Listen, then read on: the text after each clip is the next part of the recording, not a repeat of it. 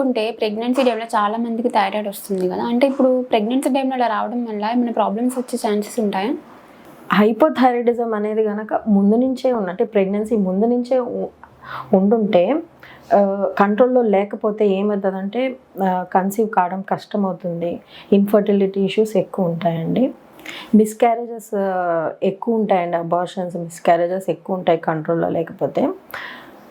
అదే ప్రెగ్నెన్సీలో బయటపడినప్పుడు అంటే స్క్రీనింగ్ చేస్తారు, జనరల్గా థైరాయిడ్ అనేది స్క్రీనింగ్ చేస్తారు హైపోథైరాయిడిజం ఉందా లేదా అని. ఆ స్క్రీనింగ్ ఎందుకు చేస్తారంటే ఏసిమ్టమాటిక్ ఉంటుంది, తర్వాత బయటపడుతుంది, అందుకని స్క్రీనింగ్ చేసుకుంటారు ముందుగానే. స్క్రీనింగ్ చేసుకున్నాక మనం డాక్టర్తో కన్సల్ట్ అవుతూ ఉండాలి పీరియాడికల్గా వాళ్ళు చెప్పినప్పుడు, లేకపోతే మిస్క్యారేజెస్ ఛాన్సెస్ కూడా చాలా ఉంటాయండి. సో ప్రెగ్నెన్సీ అప్పుడు వచ్చినప్పుడు డాక్టర్తో కన్సల్ట్ అవ్వాలి, మెడికేషన్స్ రెగ్యులర్గా తీసుకోవాలి, అది కూడా పరిగడుపులో తీసుకోవాలి. ఒక హాఫ్ అన్ అవర్ ముందైనా లేకపోతే 1 అవర్ ముందైనా తీసుకుంటే సరిపోతుందండి.